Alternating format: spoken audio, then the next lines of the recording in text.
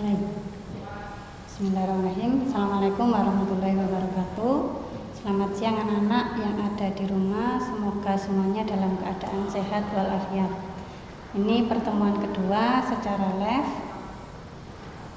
Di pertemuan kedua ini nanti Bu Nurul menjelaskan atau melanjutkan materi yang minggu kemarin baru sedikit yang saya jelaskan ya.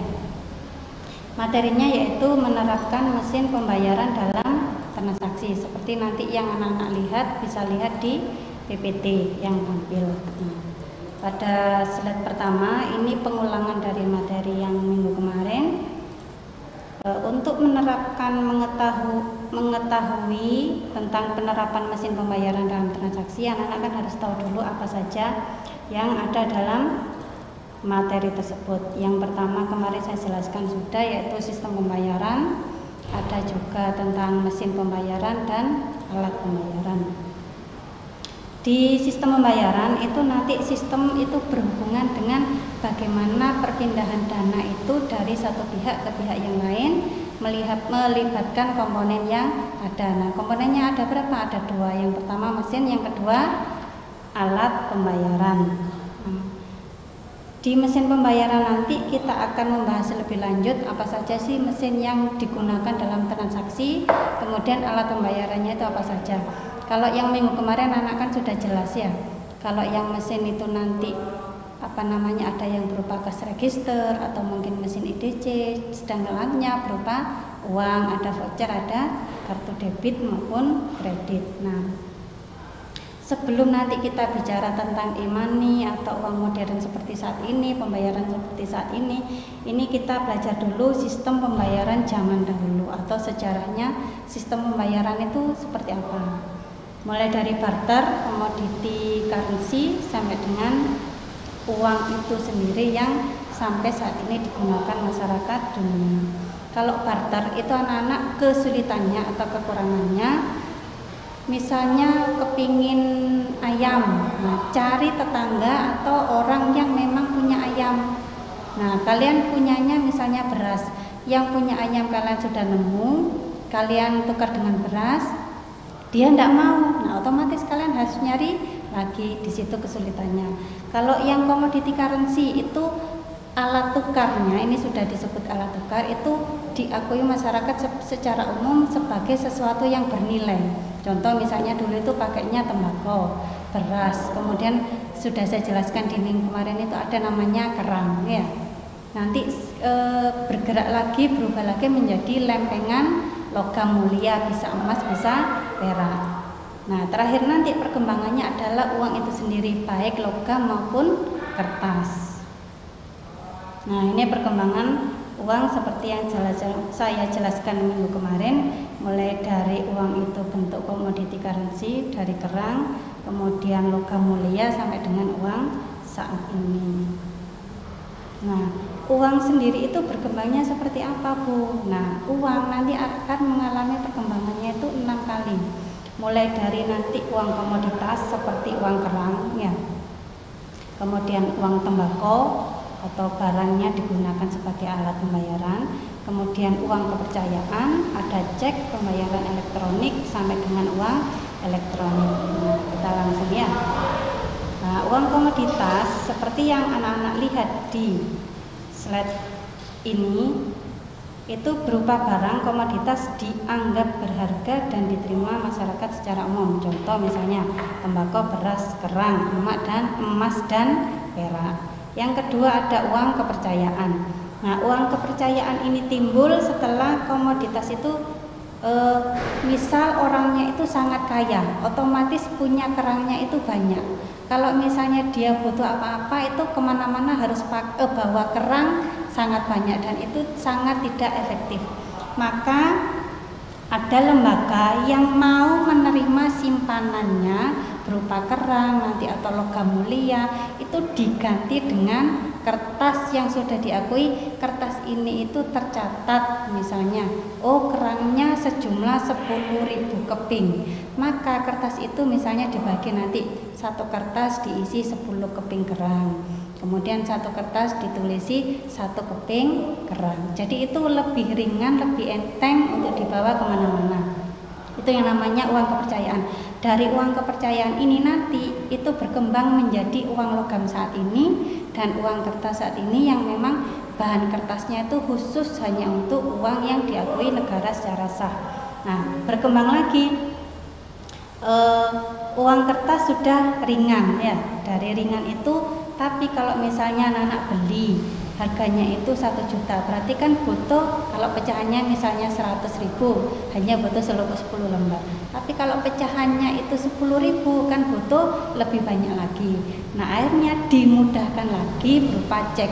Jadi misal anak-anak beli harganya 1 juta, bayarnya pakai cek, cukup pakai 1 lembar cek. Ceknya ditulis sejumlah barang yang kalian beli, contohnya nanti dibayarkan kepada siapa cek tersebut, harganya berapa, tinggal tulis 1 juta. Nah, cuma butuh 1 lembar tanpa harus mengeluarkan berlembar-lembar uang kepercayaan atau uang kertas. Nah, berikutnya pembayaran elektronik. Nah, ini lebih mudah lagi. Kalau sekarang itu kan ada virus corona. Jadi orang-orang kalau misalnya habis pegang uang, kita kan tidak tahu uang itu sudah menjelajah dari tangan siapa ke tangan siapa. Tidak tahu virus yang dibawa itu ada coronanya atau tidak, ya seperti itu. Maka lebih amannya itu pakai pembayaran elektronik. Jadi via mobile banking bisa, atau mungkin transfer melalui via laptop juga bisa. Nanti berkembang lagi menjadi uang elektronik. Nah, uang elektronik ini kalau misalnya anak-anak tahu atau mungkin mencari googling di internet, itu ada yang namanya kartu kredit, kartu debit. Nah, kalau kartu kredit itu nanti anak-anak bayar ke banknya bulan berikutnya.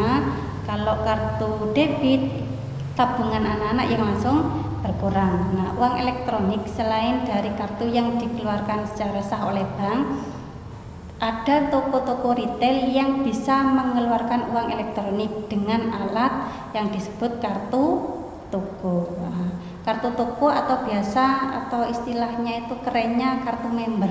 Nah, misal Hypermart, nah itu mengeluarkan kartu untuk uang elektronik, boleh dimiliki siapapun asalkan top up dulu, atau top up itu istilahnya ngisi saldo.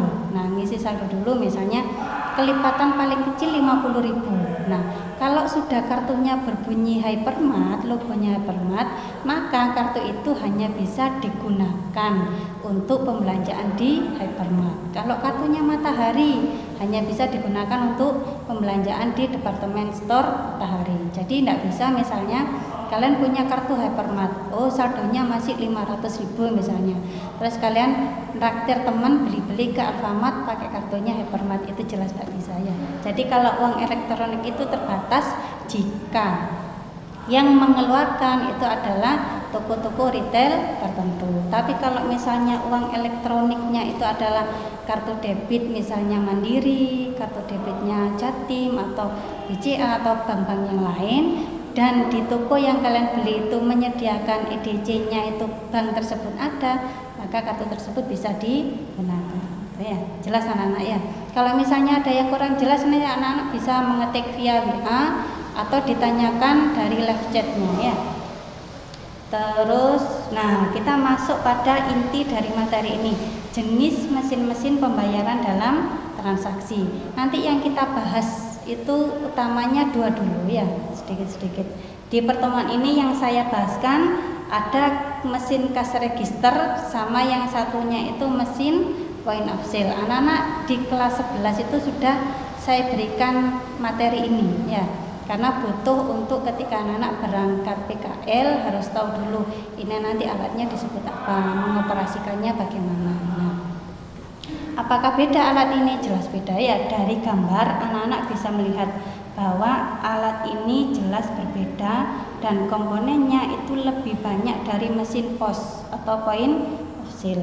Kalau mesin cash register itu tidak bisa digunakan? Tetap bisa digunakan ya, tapi hanya toko-toko atau mungkin warung atau kalau di sini tuh yang saya tahu seperti Rocket Chicken, nah seperti itu ya, atau apa ya di sini Dupota.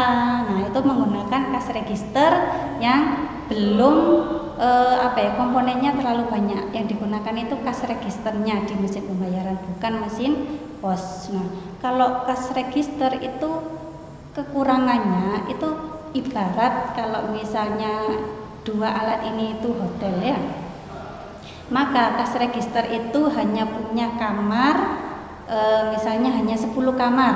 Nah, kalau 10 kamar itu sudah terisi semua oleh tamu, maka ada tamu ke-11 mau masuk tidak bisa, harus ada atau nunggu dulu satu tamu keluar baru tamu ke-11 bisa masuk, gitu ya. Tapi kalau misalnya mesin pos ini semakin besar harddisknya atau memori internalnya dari PC-nya, maka semakin banyak kamar, atau kalau tadi ibaratnya hotel ini itu semakin tinggi, jadi kamarnya itu bisa semakin banyak, bisa sangat banyak, bahkan bisa ribuan.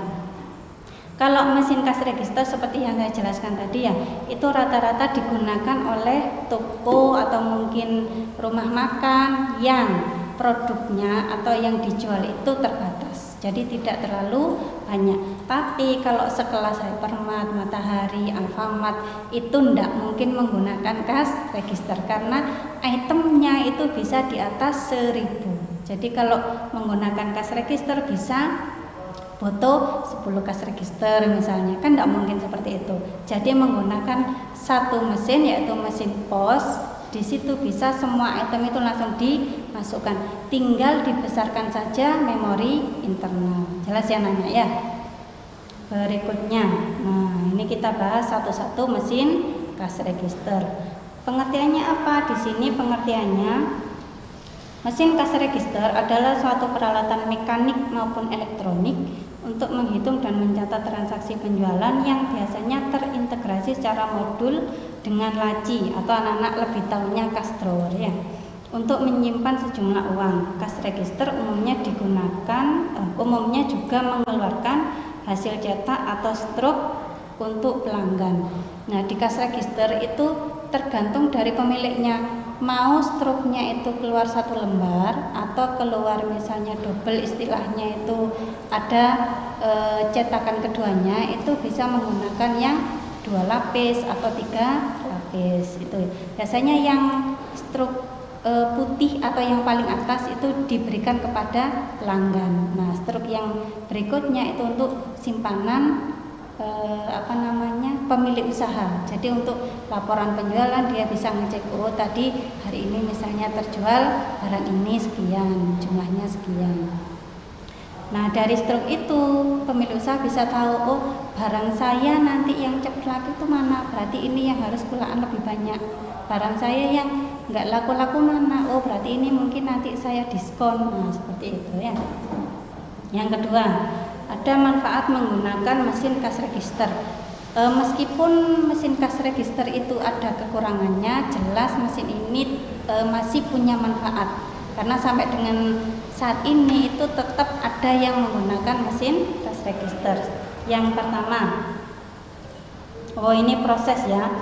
1. Proses pelayanan pembayaran cepat serta tepat sehingga konsumen tidak menunggu lama. Contoh misalnya beli ayam crispy-nya 3, terus minumannya 3, itu tinggal memasukkan sesuai dengan PLU-nya, tinggal tombolnya yang bintang sebagai pengkalian itu sama enter sebagai hasilnya, itu tinggal diklik-klik atau dipencet.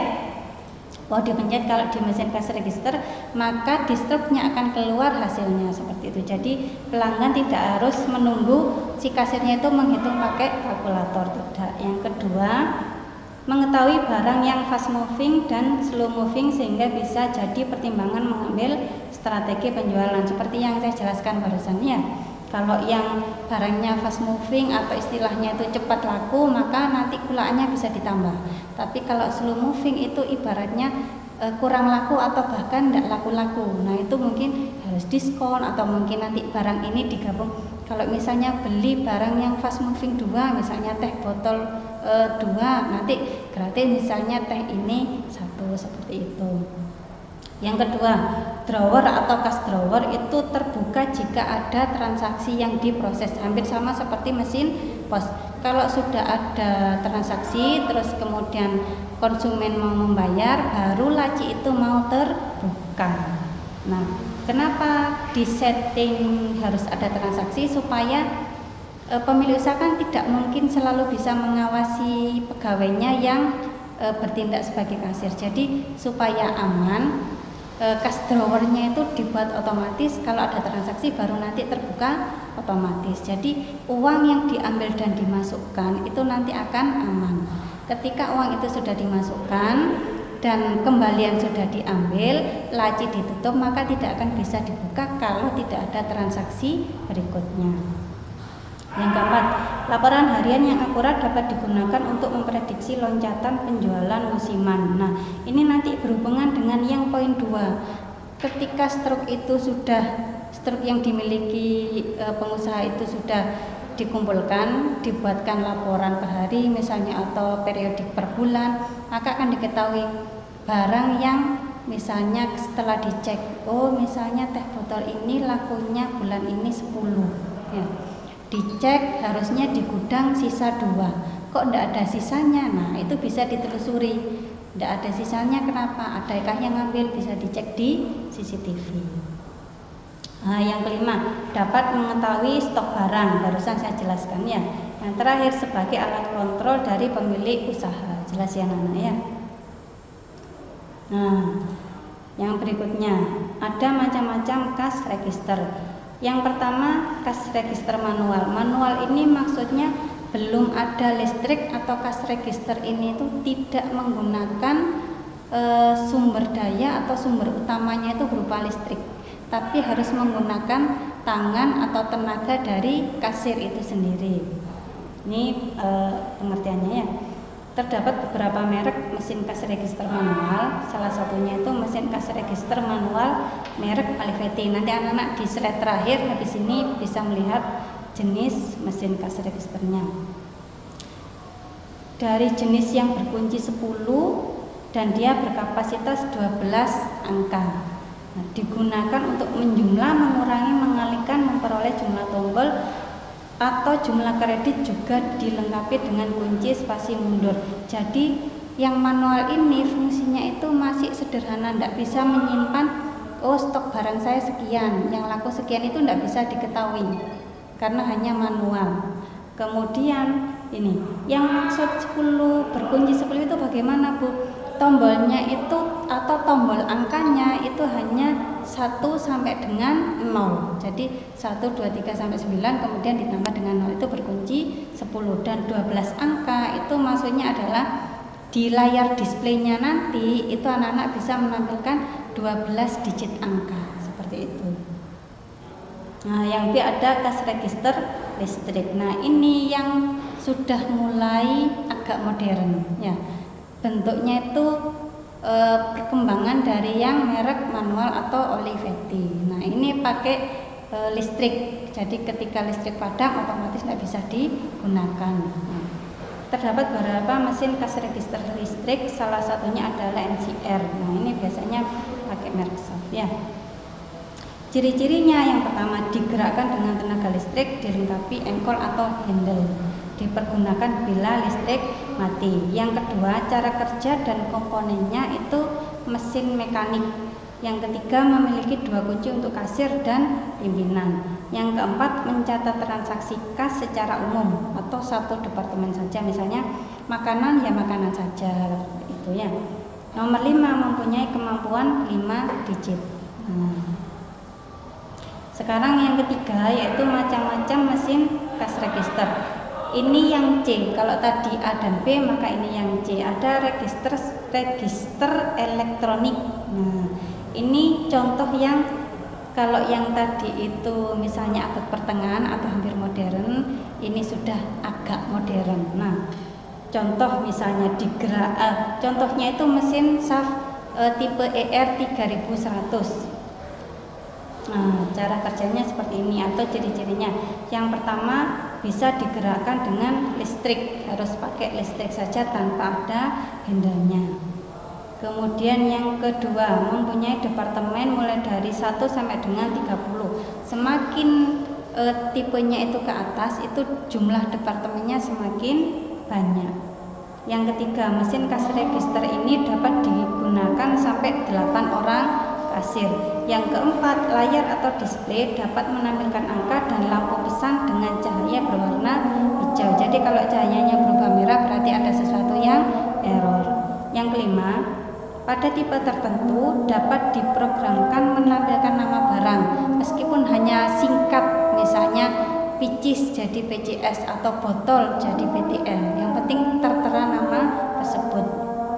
Nah, nama ini juga bisa ditampilkan di layar display. Nah, ini adalah gambar yang saya jelaskan tadi. Kalau yang Olivetti, hitam ini adalah handle-nya. Jadi untuk stroke ini supaya keluar itu harus digerakkan handle-nya. Dan kunci 10 itu 0 sampai dengan 9. Kemudian kalau yang cash register SAP ER 3100 itu sudah agak modern. Stroke-nya keluar sendiri, kemudian ada layar displaynya, konsumen juga bisa melihat total yang harus dia bayar itu berapa. Seperti ya. Ini demikian yang bisa Bu Nurul jelaskan untuk pertemuan kedua. Untuk materi ini nanti akan saya upload di Google Classroom. Jadi anak-anak bisa ngecek di sana. Kalau misalnya dari penjelasan maupun yang kalian baca sendiri ada yang belum jelas, boleh anak-anak menanyakan di live chat, kemudian di Google Classroom, atau mungkin japri di grup kelas, atau mungkin ke Bu Nurul langsung, tidak apa-apa ya. Terima kasih untuk hari ini, semoga ilmunya barokah dan semoga kita sehat selalu. Wassalamualaikum warahmatullahi wabarakatuh.